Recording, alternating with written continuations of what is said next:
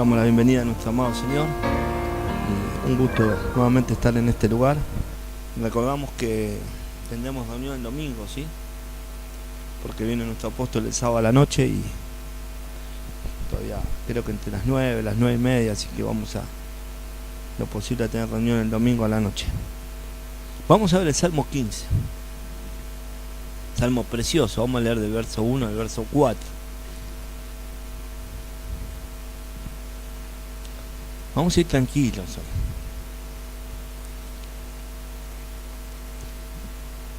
Dice así: Jehová, ¿quién habitará en tu tabernáculo? ¿Y quién morará en tu monte santo?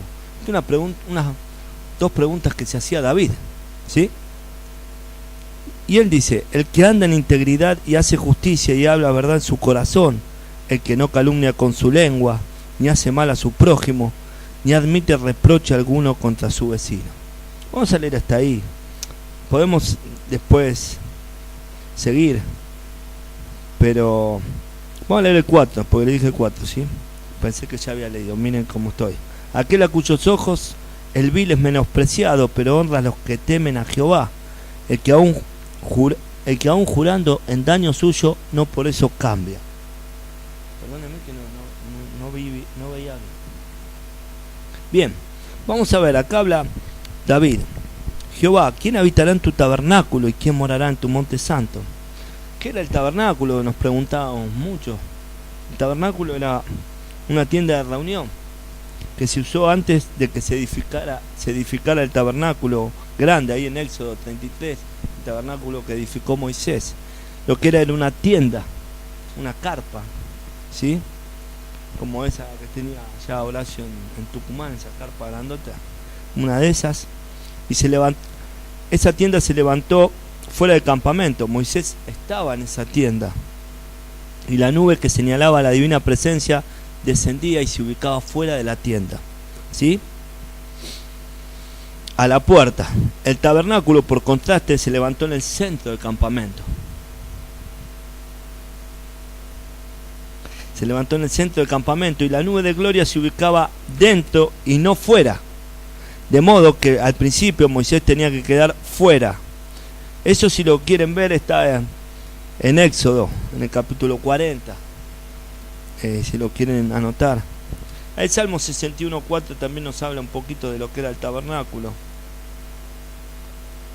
Decía: yo habitaré en tu tabernáculo para siempre, estaré seguro bajo la cubierta de tus alas. El tabernáculo era un lugar de seguridad, un lugar donde nos hacía...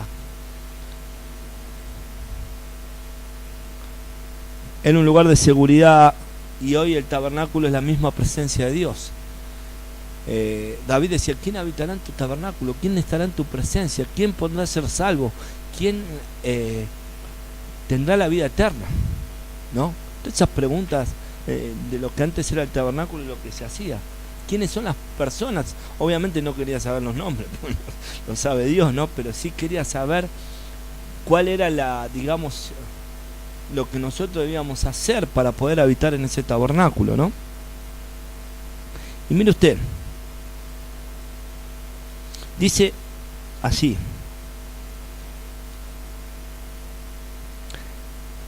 el que anda en integridad y hace justicia y habla verdad en su corazón.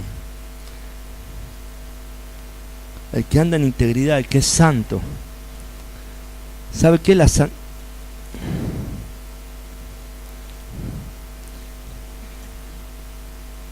Vamos a leerlo de vuelta. El que anda en integridad y hace justicia y habla verdad en su corazón. Este es uno de los salmos de David. Él, a través de este salmo, quería hacernos ver que si en verdad queremos habitar con Él, heredar con Él, debemos ser santos, debemos ser honestos, debemos ser íntegros. O sea que muchos se posicionan en el Salmo 84:10.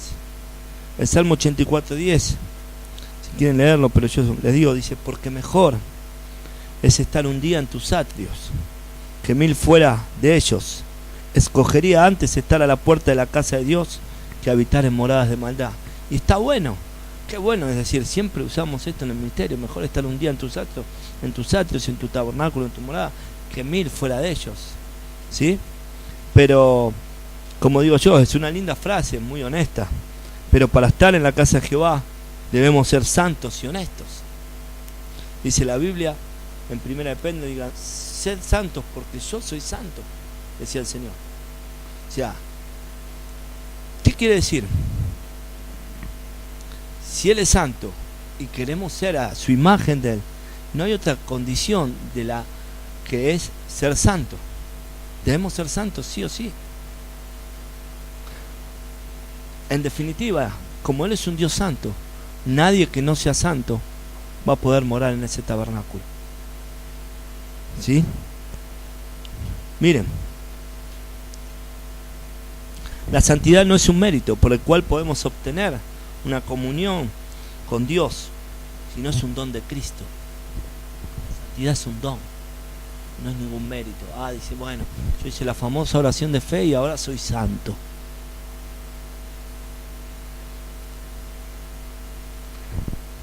No es ningún mérito. No, de pronto estoy yendo a una iglesia y ya soy santo. Me fui a un encuentro y ahora soy santo. Leí tal libro de John Guichot, de la santidad, y ya soy santo. No, la santidad es un don de Dios. No es ningún mérito, no se recibe por leer un libro, no se recibe por hacer una oración. Es un don de Dios, ¿sí?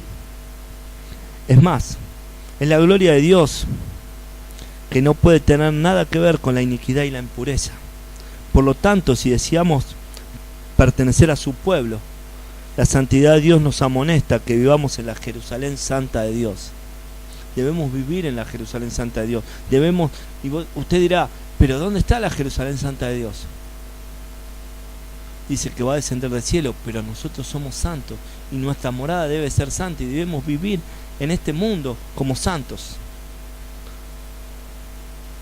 Si Él es santo, tenemos la obligación de ser santos igual que Él. No hay otra. No podemos decir, y bueno, sí, ¿sabe qué pasa? Sí, Dios es santo, pero viste, a mí todavía me cuesta, ¿no? Nuestra obligación como hijos de Dios es ser santos. Santos. Debemos santificarnos, debemos consagrarnos.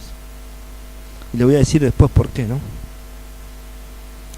Mire, Jerusalén es una tierra santa, por lo tanto no puede ser profanada por habitantes de conducta impura.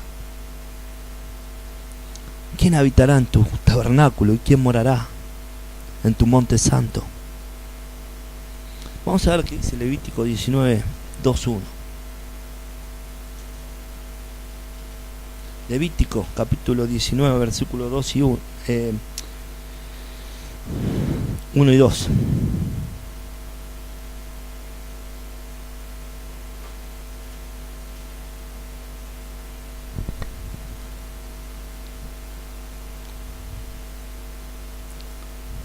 ¿Lo tienen? 19:1.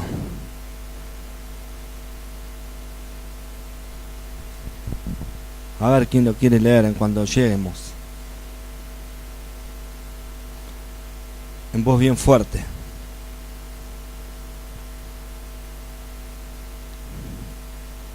Bueno, vamos a leerlo. Habló Jehová a Moisés diciendo: habla a toda la congregación de los hijos de Israel y diles: santos seréis, porque santo soy yo, Jehová vuestro Dios. ¿Sabe qué? Hemos confundido por años esta palabra. Hemos creído que el Señor nos dijo, mire, si ustedes pueden ser santos, métale. Pero no es una condición, no es una invitación que Dios nos hace a ser santos. Ahí está. No es una invitación, es una orden, un mandato. Ser santo porque yo soy santo. Dios no acepta menos. Dios nunca le dijo, mire, si usted está dispuesto a ser santo, no, sean santos porque yo soy santo. ¿Quieren seguirme? ¿Quieren habitar en el tabernáculo? ¿Quieren morar en el monte santo? Sean santos porque yo soy santo. No hay vuelta, no hay forma. No tiene nada que ver el edificio, no tiene nada que ver las congregaciones, no tiene nada que ver nada. Eso no tiene nada que ver con nosotros. Podemos congregar. No vamos a poder decirle, Señor, lo que pasa es que yo estaba en una congregación donde no eran muy santos. Bueno, tu obligación era buscar en la palabra y dejarte guiar por el Espíritu para que te lleve a la congregación indicada. Porque Él es santo, debemos ser santos. ¿Sí? Vamos a leer Salmo 24.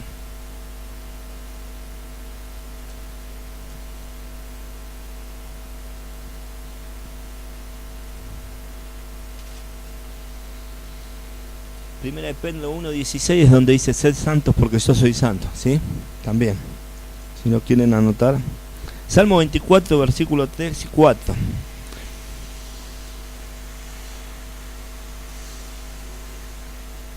Acá David, igual que en el 15, vuelve a hacerse una pregunta.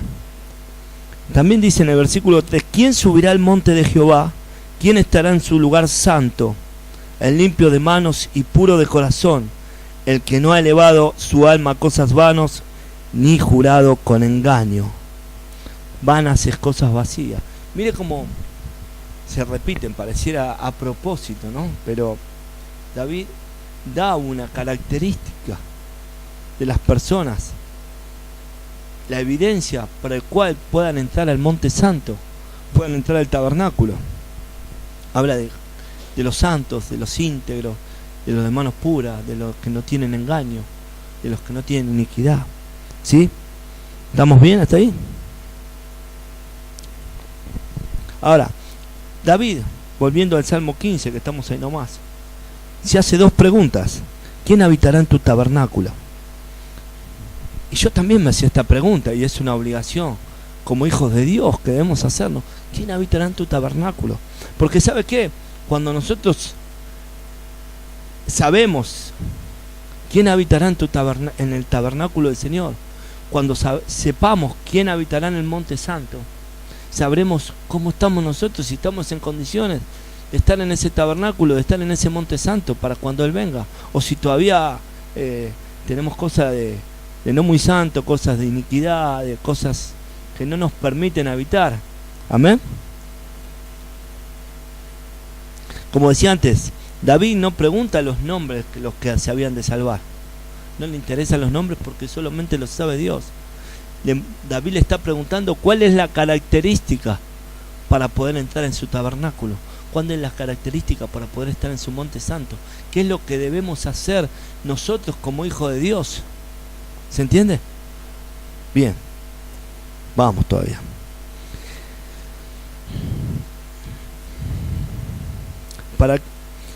Sabemos que Juan 14:6 nos da una pauta. Dice, yo soy el camino.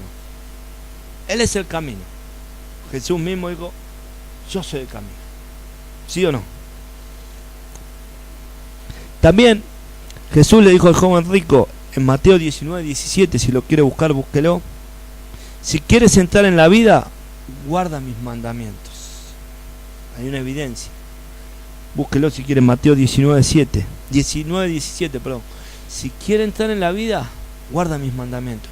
Si querés habitar, guarda mis mandamientos. Alguno dirá, sí, los tengo bien guardados en la mesita de luz. No, digo, póngalo en obra también. Porque algunos dicen, yo tengo uno que compré cuando Horacio tenía la librería, que tenía los 10 mandamientos, está bien guardado. No, eso no. Estoy hablando de vivir, ¿no?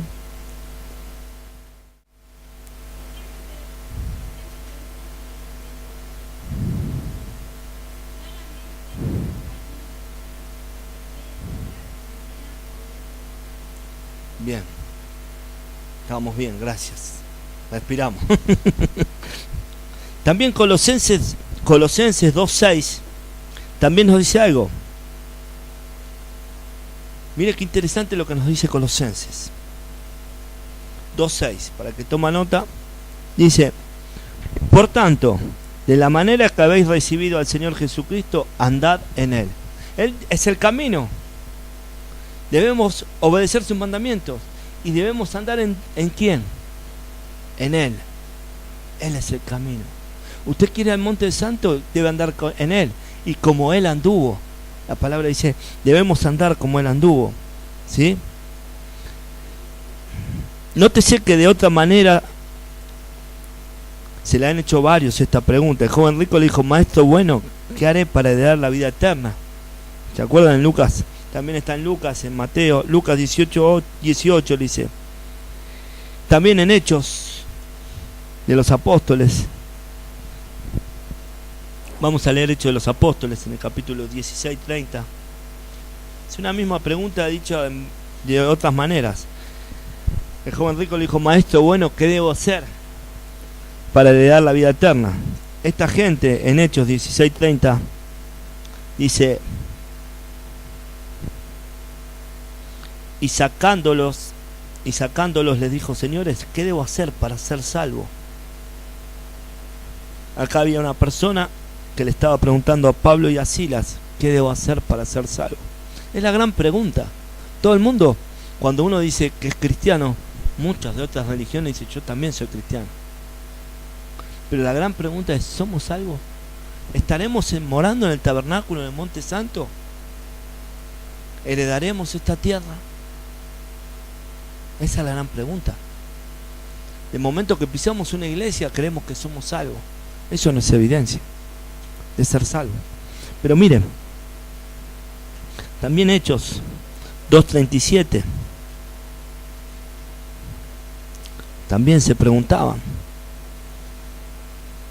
en el primer discurso. Al oír esto se compungieron de corazón y dijeron a Pedro y a los otros apóstoles: varones hermanos, ¿qué haremos? ¿Qué haremos? Él estaba dando la predicación de Jesús en la cruz. Dijo: ¿qué haremos? Es la gran pregunta. ¿Qué haremos para ser salvos? ¿Qué haremos para entrar en el tabernáculo?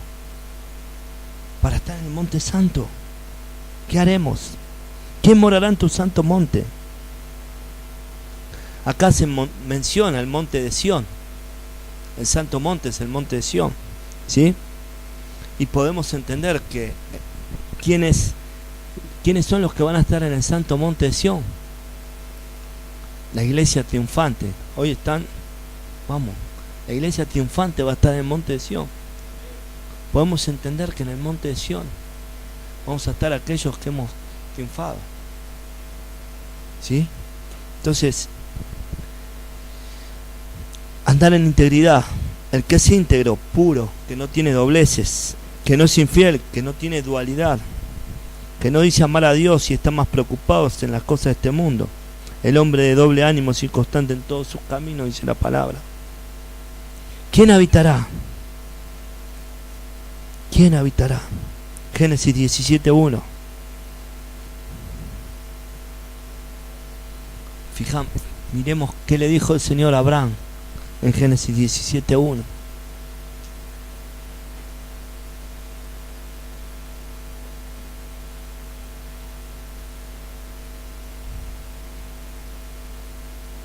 ¿Estamos? Te buscaste ayuda, Dani, ¿eh? Te buscaste ayuda, ¿no?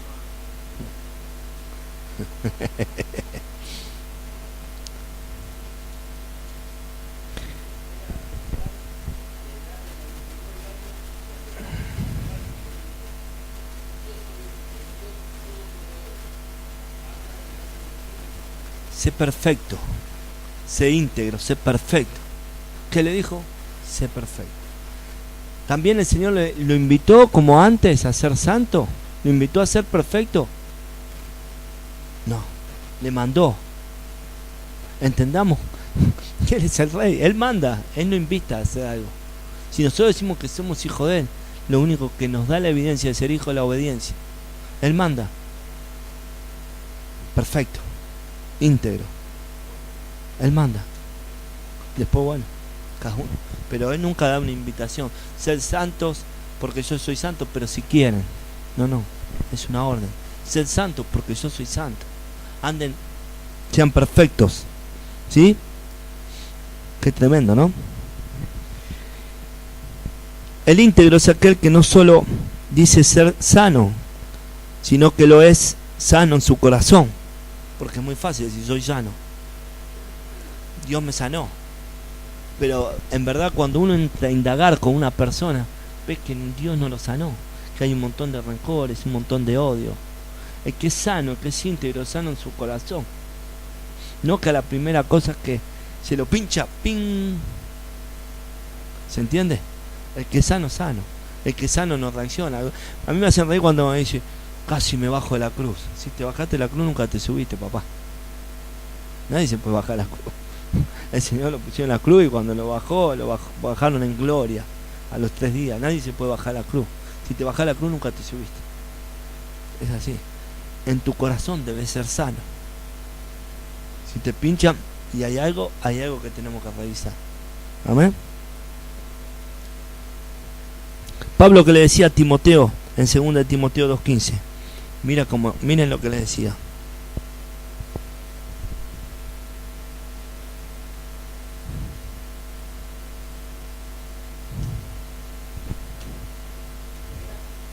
Segunda Timoteo 2:15.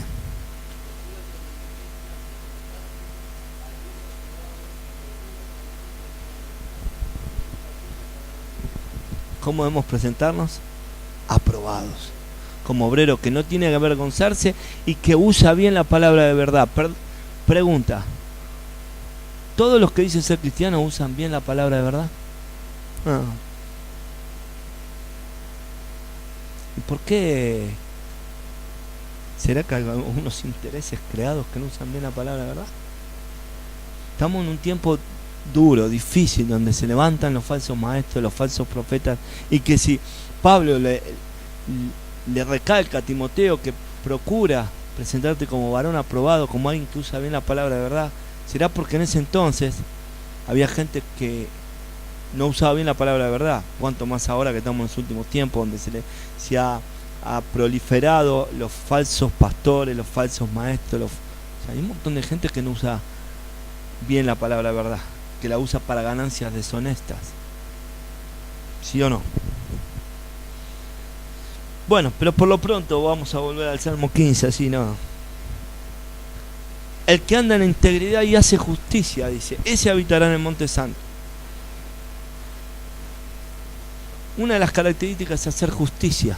Apocalipsis 22:11 nos dice que sea justo todavía, que haga justicia, ¿no? Pero miren qué interesante. Vamos a leer unos cuantos versículos. Juan 7:24. Juan 7:24, anótatelo ahí, porque es uno que me venía preguntando ahí en el auto. Cuando lo leamos sabrá de qué le estoy hablando. Dice así: no juzguéis según las apariencias, sino juzgad con justo juicio. Somos de juzgar según la apariencia, la verdad, el que diga que no, miente. Muchas veces hemos de juzgar según la apariencia, pero de que estamos en el camino debemos juzgar con justo juicio. No dice que no debemos juzgar, sí que debemos juzgar con justo juicio. Pasa que todavía tenemos cosas y enseguida miramos la apariencia y tac, y no podemos dejar que como cristianos nos suceda eso. Si no, debemos jugar con justo juicio. Pacientemente esperé. Tarde o temprano lo inicuo será manifestado. Dice que no hay ninguna cosa que no salga a la luz. Entonces, tarde o temprano se ha de manifestar. No nos apresuremos a juzgar, sino que cuando juzguemos con justo juicio. Amén. A favor hay una gran cosa, que hoy, en cuanto empezamos a aspirar un poquito para, ya se huele lo que está deformado, lo que está mal. Yo hoy tenía posibilidad de hablar con acá mi amigo, no quiero hablar con Dani, y digo que uno con el correr de los años apenas se sienta en un lugar, apenas escucha algo, ya uno percibe que esto no proviene de Dios, ¿no? En todo. Estaba comentando que había ministrado una mujer. Entonces digo, una cosa que sea una reunión de mujeres, obviamente ministrar una mujer. Una reunión de mujeres casera, pero una reunión general no. Pero bueno, eso hay evidencia, ¿no? También, mírenlo, por años nosotros dijimos, el Señor viene, y cantamos, que me vista de lino fino. ¿Saben lo que es el lino fino?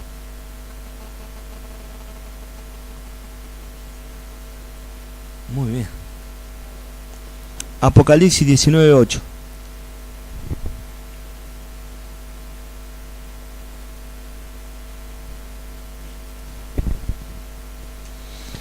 Y a ella se le ha concedido, a ella somos nosotros, la iglesia, que se vista de lino fino, limpio y resplandeciente, porque el lino fino es las acciones justas de los santos. Mire usted, ¿no? ¿Quiere vestirse de lino fino? Tenga acciones justas. Pero recalca, de los santos, no de cualquiera. También en alguno del mundo a veces, no siempre, porque a la larga, pero a veces puede tener alguna acción justa. No a la larga, solamente de los santos se le ha concedido que se vistan de lino fino. Amén. También la palabra de Dios habla en Santiago 5:16 que la oración del justo puede mucho.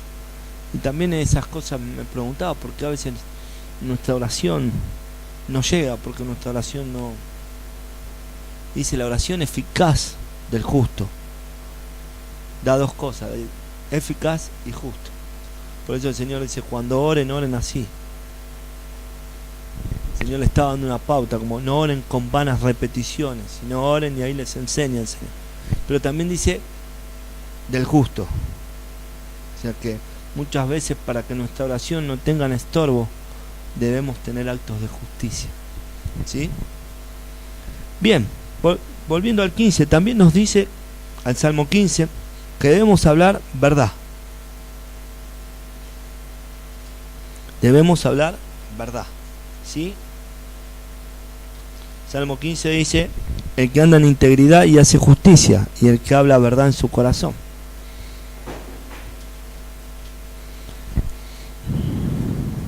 También Juan 14:6, que habíamos dicho que él se presentaba como el camino, también dice que yo soy el camino, pero también dice yo soy la verdad. Por lo tanto, ninguna mentira hay en él.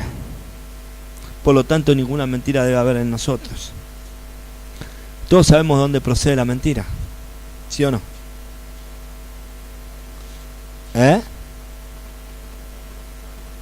Exacto, de Satanás.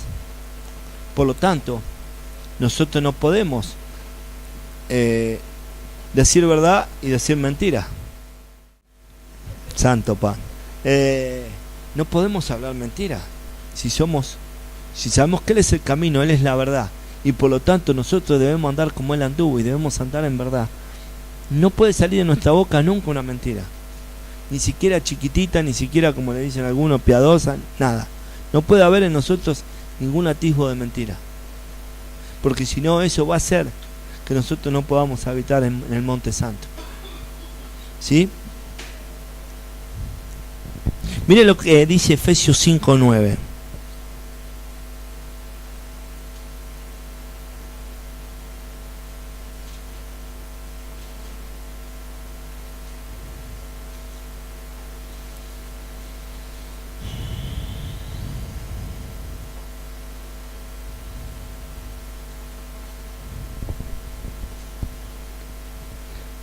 Porque sabéis esto, perdón, porque el fruto del Espíritu es en toda bondad, justicia y verdad. ¿Cómo es? En toda verdad, bondad, justicia y verdad. Miren dos cosas de las cuales es necesario para habitar en el Monte Santo. ¿Sí? Ese es el fruto. Qué tremendo, ¿no? Pero también Juan 16:13 nos dice que el Espíritu de verdad, ¿a dónde nos guiará? ¿A dónde nos guiará el Espíritu de verdad? A toda verdad. Por eso nadie que diga tener el Espíritu Santo puede mentir, porque si el Espíritu de verdad te guía a toda verdad, ¿por qué mentís? O hay evidencia de que algo no ha sido restaurado, o hay evidencia de que no está el Espíritu Santo. No hay mucha vuelta. Siempre se presenta una dualidad. O tenemos el Espíritu Santo o no lo tenemos. Porque Él nos guiará a toda verdad. No solo a toda verdad bíblica, sino a decir toda la verdad. Porque Él se presenta también como la verdad. Y en Él no hay mentira. Y si yo ando como Él anduvo, en mí tampoco debe haber mentira. ¿Se entiende?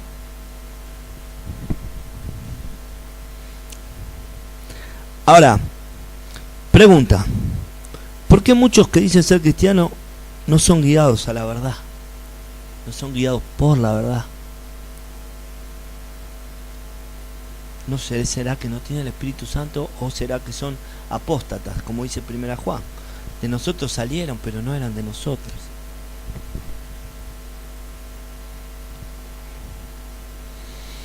Juan en sus cartas se gozaba cuando los hermanos andaban en la verdad. ¿Saben ustedes? Mire, segunda de Juan 2:4, la segunda carta de Juan es un par de cartitas antes del Apocalipsis, después viene tercera y después viene Judas.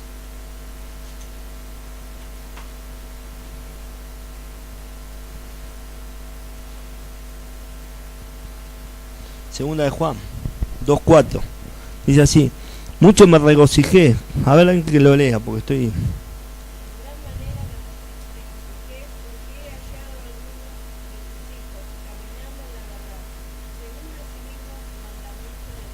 Juan se regocijaba cuando decía, y he hallado a todos tus hijos caminando en la verdad. ¿No? Algunos, no todos. O sea, lo que Juan está diciendo, que eran mucho más los que habían recibido la palabra antes. Pero él dice, me regocijé cuando he hallado a alguno de tus hijos. O sea que los demás, no todos estaban. Pues si no hubiese hecho todos tus hijos, pero dice, alguno de tus hijos andando en la verdad. O sea, quiere decir que algunos se habían ido, ¿no? Interpreto yo. Tercera de Juan, versículo 4. El único 4, ¿no? No tengo yo mayor gozo que el oír que mis hijos andan en la verdad. Mire cómo se gozaba Juan en saber que muchos seguían caminando en integridad, en la verdad, ¿no? Ahora, debemos andar en la verdad, ¿no? ¿Será que debemos andar en la verdad? También vamos a leer 1 de Juan, un poquito más atrás, el capítulo 3, 18 y 19. Dice, hijitos míos, no amemos de palabra ni de lengua, sino de hecho y de verdad. Y en esto conocemos que somos de la verdad y aseguramos nuestros corazones delante de Él. ¿En qué conocemos que somos de la verdad? Acá no hay una evidencia, sí. Somos de la verdad, somos de Cristo. ¿Cuándo? Cuando amamos de hecho y en verdad. Pero volviendo al Salmo 15, otra de las características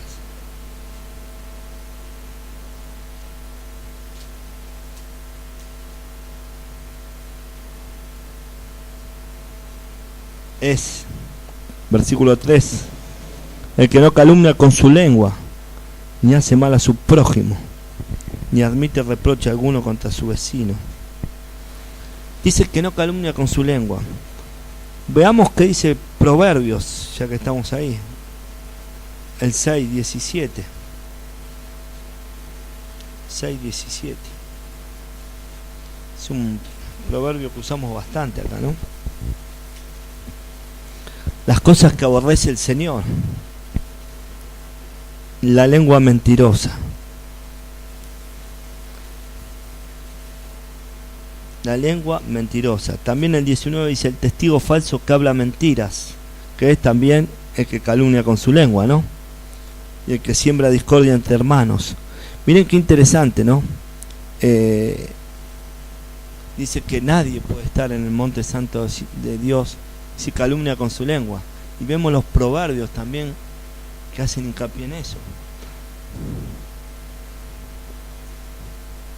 Miren un cachito.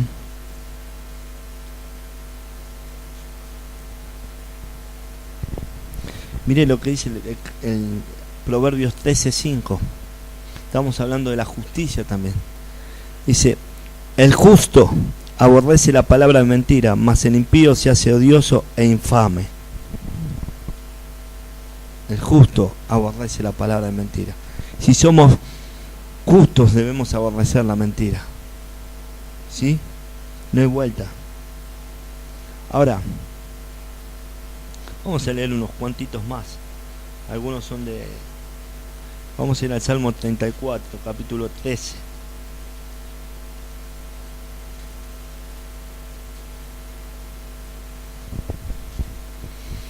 Guarda tu lengua del mal y tus labios de hablar engaño. Yo también hago así. Guarda tu lengua del mal y tus labios de hablar engaño. Me parece que el Señor está interesado en algo, ¿no?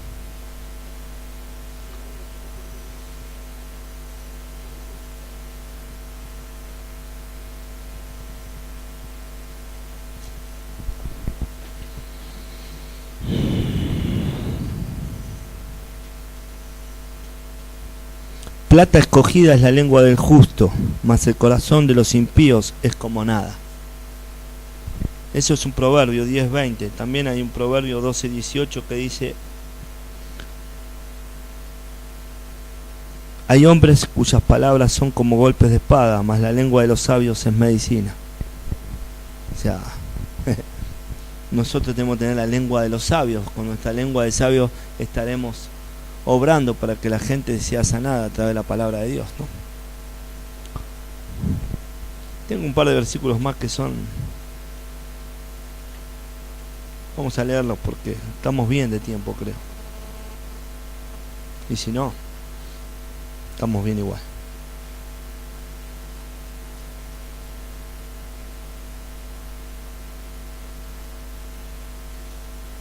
Vamos a leer, ahora viene algo preocupante.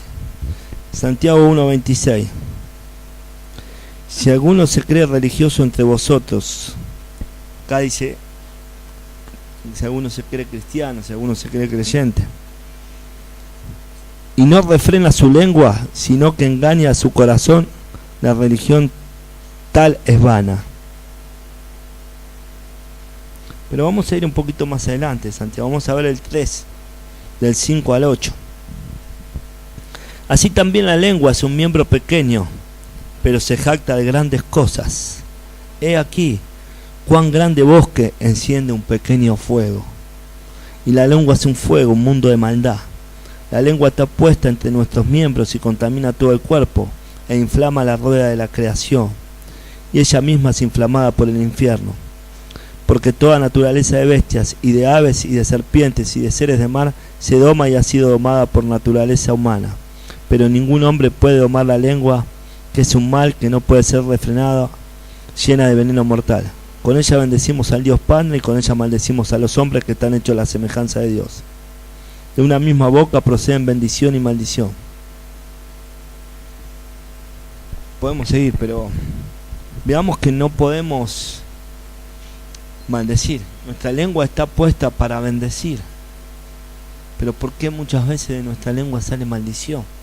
Dice también Santiago cuando leemos, de una misma fuente, ¿cómo puede salir agua dulce y agua salada?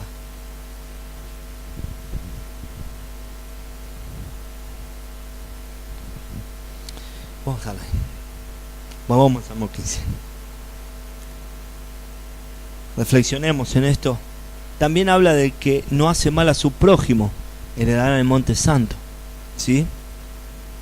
Una de las características es ni hace mal a su prójimo.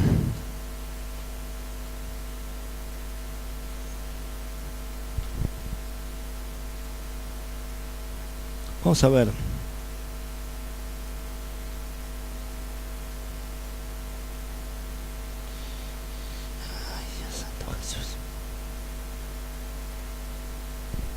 Vamos a leer algunos proverbios.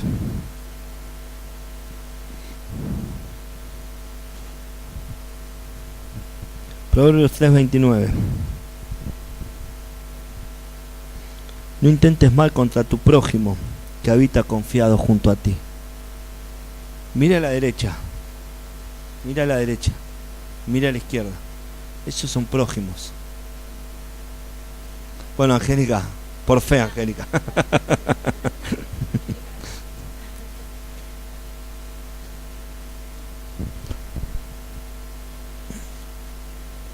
11:9 de también Proverbios, ¿no? El hipócrita con la boca daña a su prójimo, mas los justos son librados con la sabiduría. Obviamente la de Dios, ¿no? Porque nosotros estamos fritos con la sabiduría de Dios. También, como leíamos antes, Proverbios 6, 17 y 19, hablaba de los pies presurosos hacia el mal, el que hace y piensa iniquidad contra su prójimo, ¿no? Es algo que ya lo leíamos. Pero vamos a lo más interesante. Pregunta. Vamos a hacer una pregunta. ¿En cuánto se resumieron los mandamientos? 2. Vamos por el primero.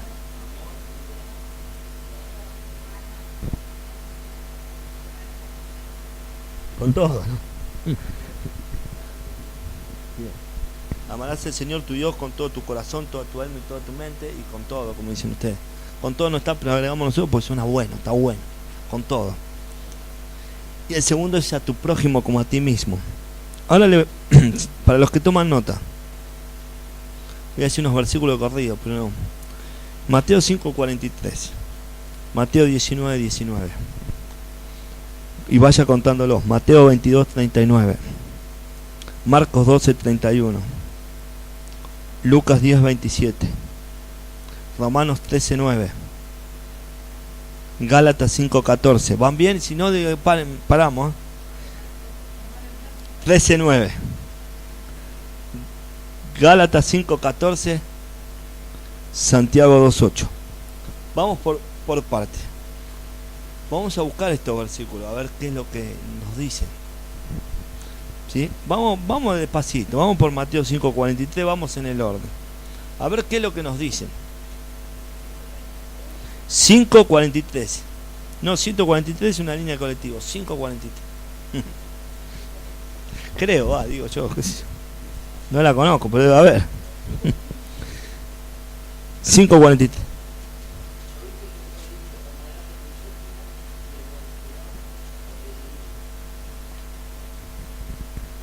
¿Sí?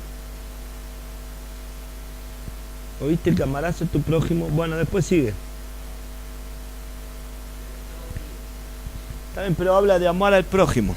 Después dice que no debe aborrecer al enemigo. Es un versículo que sabemos todos. Leamos Mateo 19, el segundo que dije. 19, ¿no era? Sí. Vamos.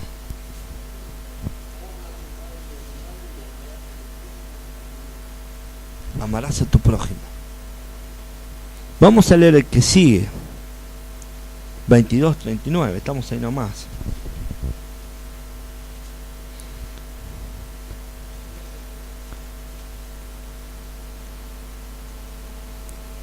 Y el segundo es semejante: amarás a tu prójimo como a ti mismo.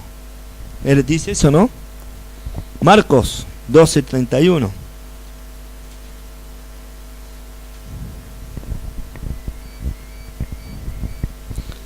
También dice, y el segundo es semejante: amarás a tu prójimo como a ti mismo. ¿Sí? Lucas 10:27.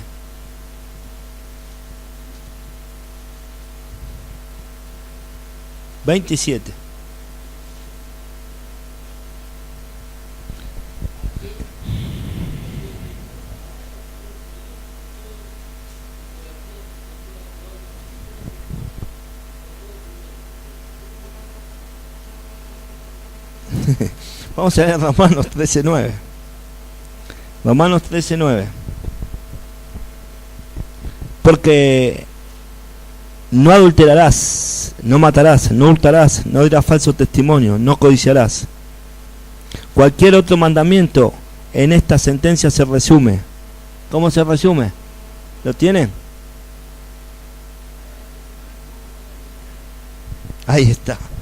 Bien. Gálatas 5:14.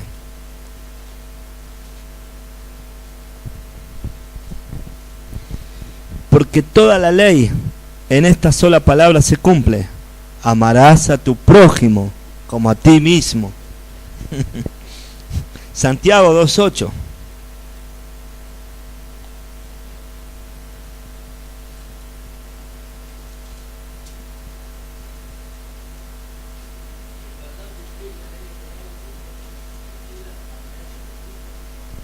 Bueno, ahora háganme el favor, cuente las veces. 1, 2, 3, 4, 5, 6, 7, 8 tengo. ¿Está bien? Yo me preguntaba, ¿no? Cuando hacía esto, ¿no? ¿Será que Dios quiere que ame a mi prójimo?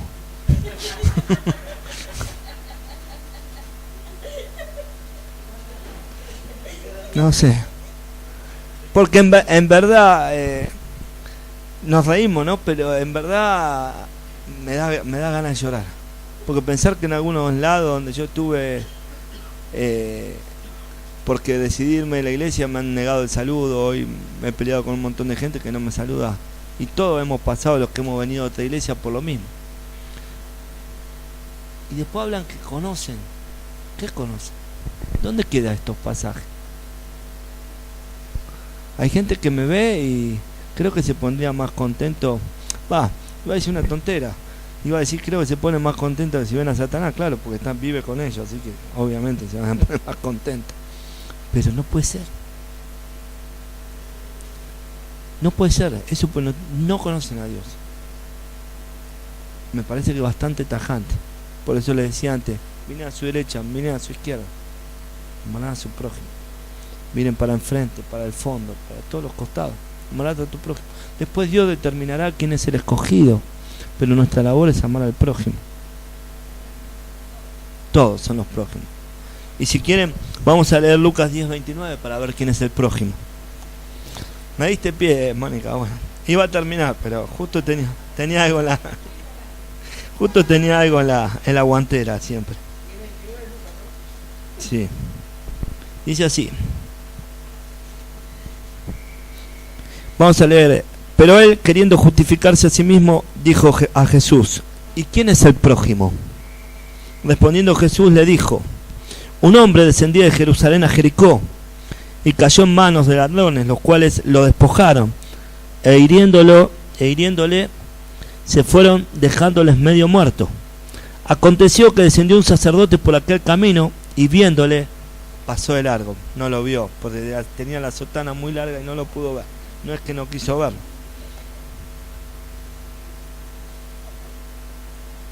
Asimismo un levita, llegando cerca de aquel lugar, viéndolo pasó de largo. El levita venía levitando, por eso no lo vio, ¿no?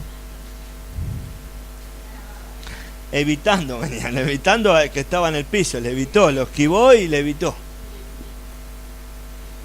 Pero un samaritano que iba de camino vino cerca de él y viéndolo fue movido a misericordia.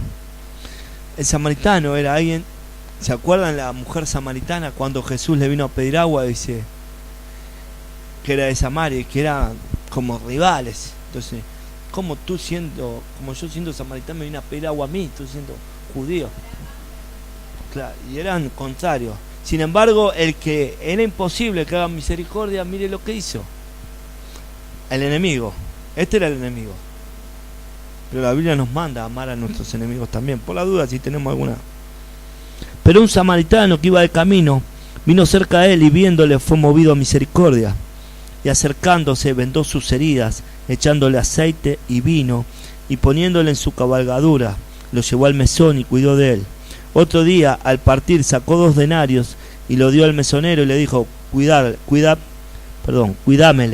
y todo lo que gastés de más, yo te lo pagaré cuando regrese. ¿Quién pues de estos 3 le parece que fue el prójimo? ¿Qué le dijo? Ese, bien, que sí. Le dijo, y se ve que le dijo bien, el que usó la misericordia de él, ¿no? ¿Qué le dijo Jesús? Ve y haz tú lo mismo. ¿Sabe a qué lo mandó? A restaurar al enemigo. Dice llanamente, lo mandó a restaurar al enemigo. Ve y hace tú lo mismo. Bien, de casualidad aquel con las cosas que me dijo, que se muera, ¿no? Bien. Yo le voy a pedir perdón a él si él me lastimó. Fuera. Señor, ve y haz lo mismo.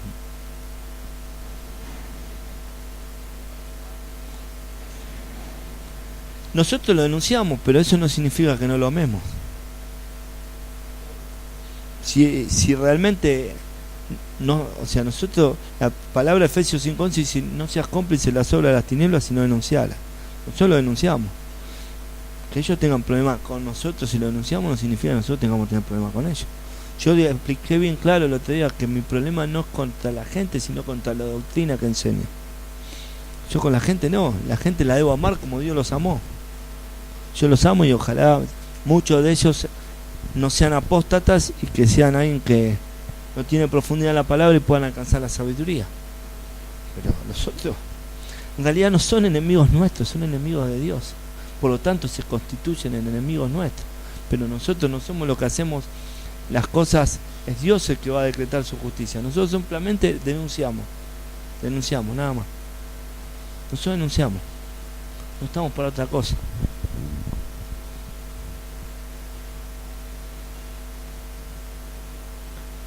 También en Salmo 15:4 dice algo muy lindo, ¿no? Ya vamos terminando, quédese tranquilo. Ya terminamos, no se enoje. Deme 5 minutos más. Dice: aquel a cuyos ojos el vil es menospreciado, pero honra a los que temen a Jehová, el que aún jurando en daño suyo, no por eso cambia. Dice: honra a los que aman a Jehová. Mire lo que dice Hebreos 1:9 para ir terminando.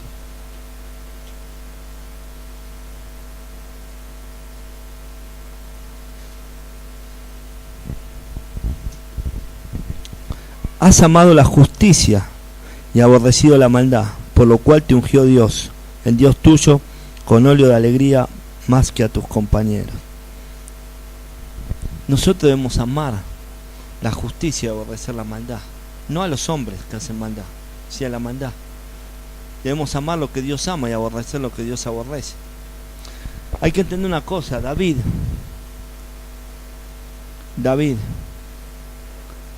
cuando Saúl lo quiso matar, cuando Absalón inclusive hablaba en contra de él, siendo su hijo Absalón, él ni siquiera dijo: vos sos mi hijo, ni siquiera tomó ninguna represalia, se cayó la boca. Pero cuando vino el filisteo Goliat en contra del pueblo de Dios, David dijo: ¿quién es este filisteo incircunciso para que venga a provocar al pueblo de Dios? Ahí agarró y lo mató. ¿Por qué? Porque el problema no era con él, era con Dios. Cuando el problema es con nosotros, Dios nos defiende, nosotros no tenemos por qué defendernos. Moisés, mientras Aarón y María murmuraban, ahí Dios salió en defensa, porque murmuraban a causa de la mujer cusita que había tomado Moisés. ¿Qué hizo? Lo volvió leproso. Y ahí habla lo de buen samaritano, aún sabiendo de que Moisés había hablado en contra de él. Moisés intercedió con Dios a causa de María. Por eso solamente una semana estuvo leprosa fuera del campamento. ¿Por qué? Porque Moisés intercedió con Dios. ¿Se acuerdan? Entonces hay que entender eso. Cuando es contra nosotros, dejemos que Dios se encarga. Pues ¿saben qué? Siempre van a hablar. Como digo siempre, el tema es que lo que hablan no sea verdad. Si hablan mentira, Dios se la van a estar en problemas. Van a estar en problemas. Porque Dios nos sale en defensa. Entonces, en este tiempo más que nunca debemos amar lo que Dios ama. Y debemos aborrecer lo que Dios aborrece. Y si en verdad queremos habitar en el monte santo, en el tabernáculo del Señor, debemos caminar en integridad, debemos andar como Él anduvo, debemos caminar sus sendas. Debemos entender que Él mismo es el camino, la verdad. Que Él es íntegro, por lo tanto nosotros debemos ser íntegros. Que como decía antes, no hay una invitación a ser íntegro, no hay una invitación a ser santo, no hay una invitación a ser puro. no hay una invitación a consagrarse. Debemos hacerlo, es obligación hacerlo. Si no, no vamos a poder heredar. Amén.